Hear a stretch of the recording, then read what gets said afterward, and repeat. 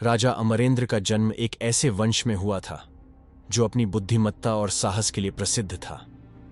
एक बच्चे के रूप में वह अपने बड़ों द्वारा सुनाई गई कहानियों से मंत्रमुग्ध हो जाते थे।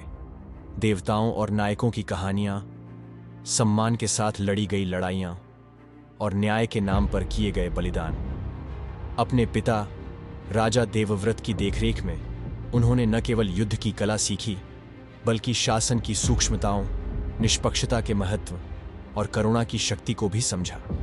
छोटी उम्र से ही अमरेंद्र ने दुनिया के बारे में एक अतृप्त जिज्ञासा प्रदर्शित की।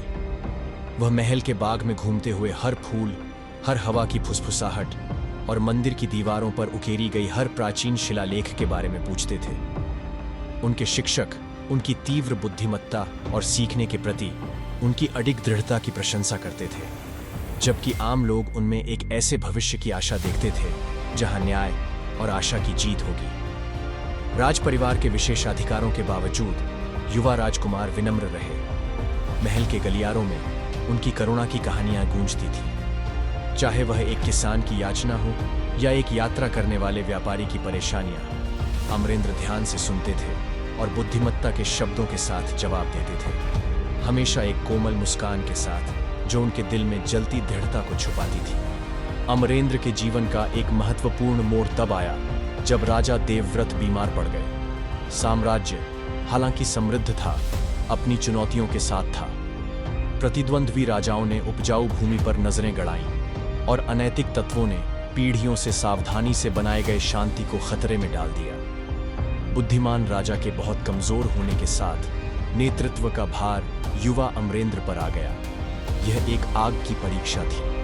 राज्याभिषेक के दौरान कुछ शाही दरबारियों की अनिश्चितता के बावजूद राजा अमरेंद्र ने एक स्थिर संकल्प के साथ अपनी नई जिम्मेदारियों को अपनाया। उन्होंने बुजुर्गों और सेनापतियों को बुलाया और वादा किया कि उनका शासन निर्दयी विजय का नहीं होगा, बल्कि संतुलित शक्ति और परोपकार का होगा। उनका पहला आदेश क्रांतिकारी और करुणामय था। किसानों के लिए करों को कम करने और राज्य के हर कोने में निःशुल्क स्कूल स्थापित करने का वादा, यह सुनिश्चित करना कि ज्ञान हर किसी की पहुंच में हो। उस दिन बड़े सभागार में अमरेंद्र ने घोषणा की, एक राज्य को उसकी भूमि की विशालता से नहीं बल्कि उसके लोगों के दिलों की सामग्री से मापा जाता है। हम एक ऐसा समाज बनाएंगे जहां हर आत्मा की सराहना की जाती है, हर श्रम को पुरस्कृत किया जाता है और हर अन्याय को तुरंत निष्पक्षता के साथ पूरा किया जाता है। शांति हालांकि एक नाजुक सामंजस्य थी जो गड़बड़ी के प्रति संवेदनशील थी। जैसे ही अमरेंद्र ने अपने शासन को समेकित किया, दूरस्थ प्रांतों में विद्रोह की फुसफुसाहट शुरू हो गई। एक समूह जो ईर्ष्या और सत्ता की भूख से प्रेरित था ने विद्रोह करना शुरू कर दिया। उन्होंने अराजकता फैलाई, यह मानते हुए कि युवा राजा की करुणा एक कमजोरी का संकेत था। उनकी भड़काऊ गतिविधियों के कारण राज्य की सीमाओं पर झड़पें हुईं और जल्द ही पूरे राष्ट्र ने आंतरिक संघर्ष के खतरे के तहत कांप उठे। राजा अमरेंद्र, एक विचारशील रणनीतिकार, ने अपने सबसे भरोसेमंद सलाहकार बुद्धिमान आर्षि विश्वनाथ को बुलाया। आर्षि ने उन्हें क्रोध का जवाब क्रूर बल से नहीं बल्कि बुद्धिमत्ता से देने की सलाह दी। दया और तर्क की शक्ति का उपयोग करें, विश्वनाथ ने सलाह दी, क्योंकि यहां तक कि नफरत के गहरे घावों को भी समझ के कोमल स्पर्श से ठीक किया जा सकता है। अमरेंद्र के शासन का एक सबसे कठिन अध्याय शुरू हुआ। उन्होंने पूरे पैमाने पर सैन्य हमला करने के बजाय जो निर्दोष लोगों की जान ले सकता था, उन क्षेत्रों में जाने का फैसला किया जहां असंतोष व्याप्त था। खुद को एक आम आदमी के रूप में प्रच्छन्न करते हुए उन्होंने गांव से गांव तक यात्रा की, शिकायतें सुनी, असंतोष के कारणों को समझा और सच्चे शब्दों में सांत्वना दी।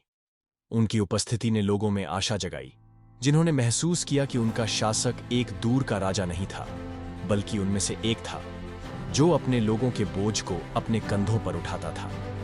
इन यात्राओं के दौरान अमरेंद्र ने कई व्यक्तिगत परीक्षणों का सामना किया। उन्होंने संघर्ष से टूटे परिवारों की पीड़ा देखी और गरीबी से घिरे समुदायों की निराशा देखी।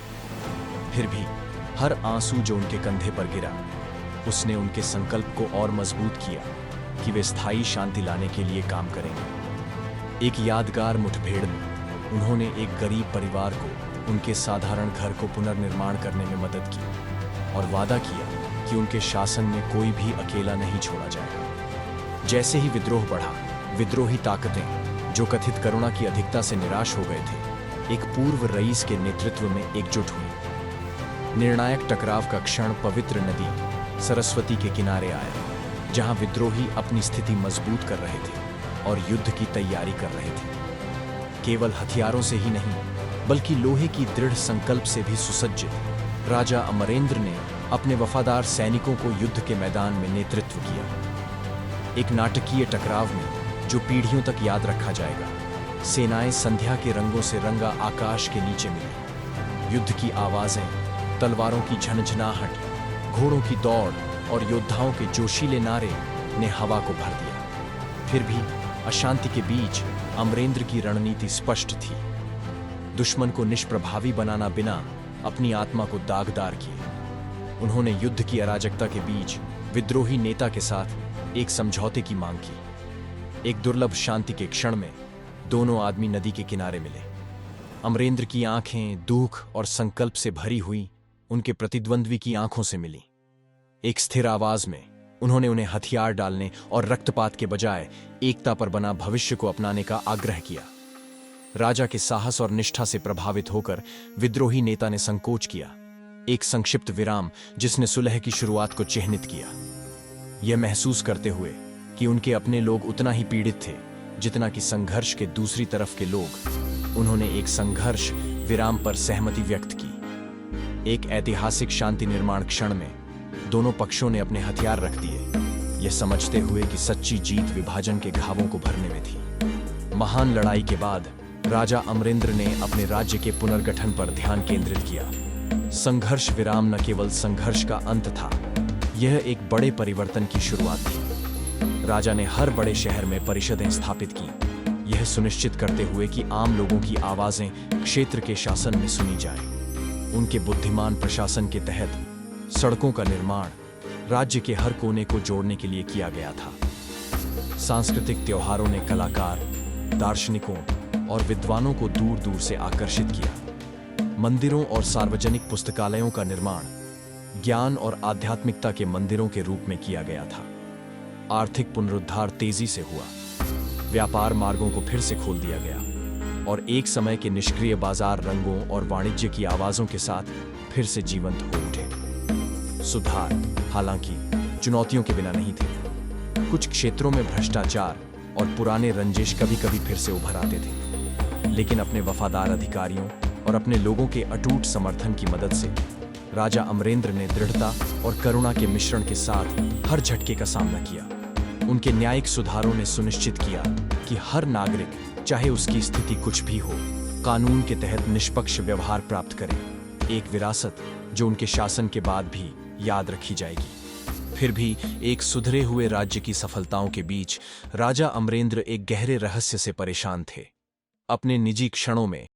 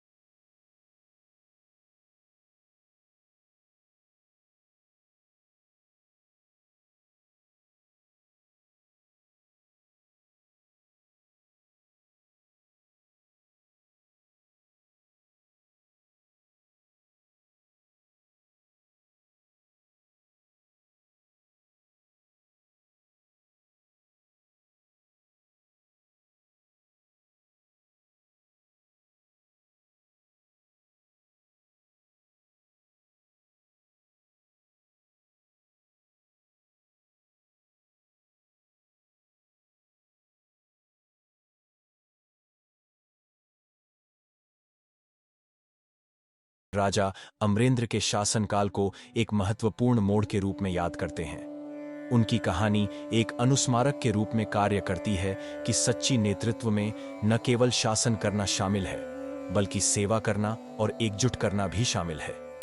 इस प्रकार राजा अमरेंद्र की महाकाव्य गाथा एक स्थायी विरासत के रूप में खड़ी है, जो आने वाली पीढ़ियों को करुणा, समझ और एकता के माध्यम से एक बेहतर दुनिया बनाने के लिए प्रेरित करती है। उनकी कहानी ने न केवल उनके राज्य को एक नई दिशा दिखाई, बल्कि यह भी सिखाया कि सच्ची शक्ति दूसरों की सेवा में है। राजा अमरेंद्र की विरासत ने उनके लोगों के दिलों में एक गहरा प्रभाव छोड़ा, जो पीढ़ियों तक महसूस किया जाता रहा। उनके शासनकाल के दौरान कला और संस्कृति का विकास हुआ। संगीत, नृत्य और साहित्य ने लोगों के जीवन में रंग भरा। मंदिरों और पुस्तकालयों का निर्माण न केवल धार्मिक और शैक्षिक केंद्र के रूप में हुआ, बल्कि वे सांस्कृतिक आदान प्रदान के भी केंद्र बन गए। राजा अमरेंद्र की नेतृत्व शैली ने उनके राज्य को एक आदर्श बना दिया। उनके द्वारा स्थापित सिद्धांत, निष्पक्षता, करुणा और एकता ने उनके राज्य को एक समृद्ध और शांतिपूर्ण स्थान बना दिया। उनकी मृत्यु के बाद भी उनकी विरासत जीवित रही। उनके उत्तराधिकारियों ने उनके द्वारा स्थापित सिद्धांतों को अपनाया और उन्हें आगे बढ़ाया। राज्य एक आदर्श बन गया, जिसने विद्वानों, कलाकारों और नेताओं को आकर्षित किया। आज भी राजा अमरेंद्र की कहानी एक प्रेरणा के रूप में कार्य करती है। उनकी विरासत हमें सिखाती है कि सच्ची महानता न केवल शक्ति से आती है, बल्कि करुणा, समझ और एकता के माध्यम से भी आती है। इस प्रकार राजा अमरेंद्र की महाकाव्य गाथा एक स्थायी विरासत के रूप में खड़ी है, जो आने वाली पीढ़ियों को करुणा, समझ और एकता के माध्यम से एक बेहतर दुनिया बनाने के लिए प्रेरित करती है। राजा अमरेंद्र की विरासत ने उनके राज्य को एक नई दिशा दिखाई। उनके उत्तराधिकारियों ने उनके द्वारा स्थापित सिद्धांतों को अपनाया और उन्हें आगे बढ़ाया। राज्य एक आदर्श बन गया, जिसने विद्वानों, कलाकारों और नेताओं को आकर्षित किया। उनकी कहानी ने न केवल उनके राज्य को एक नई दिशा दिखाई, बल्कि यह भी सिखाया कि सच्ची शक्ति दूसरों की सेवा में है। राजा अमरेंद्र की विरासत ने उनके लोगों के दिलों में एक गहरा प्रभाव छोड़ा, जो पीढ़ियों तक महसूस किया जाता रहा। उनके शासनकाल के दौरान कला और संस्कृति का विकास हुआ। संगीत, नृत्य और साहित्य ने लोगों के जीवन में रंग भरा। मंदिरों और पुस्तकालयों का निर्माण न केवल धार्मिक और शैक्षिक केंद्र के रूप में हुआ, बल्कि वे सांस्कृतिक आदान प्रदान के भी केंद्र बन गए।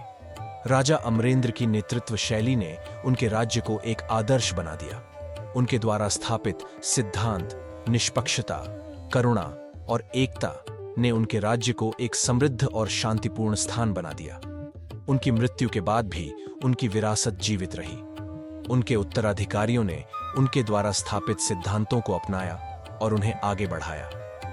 राज्य एक आदर्श बन गया, जिसने विद्वानों, कलाकारों और नेताओं को आकर्षित किया। आज भी राजा अमरेंद्र की कहानी एक प्रेरणा के रूप में कार्य करती है। उनकी विरासत हमें सिखाती है कि सच्ची महानता न केवल शक्ति से आती है, बल्कि करुणा, समझ और एकता के माध्यम से भी आती है। इस प्रकार राजा अमरेंद्र की महाकाव्य गाथा एक स्थायी विरासत के रूप में खड़ी है, जो आने वाली पीढ़ियों को करुणा, समझ और एकता के माध्यम से एक बेहतर दुनिया बनाने के लिए प्रेरित करती है।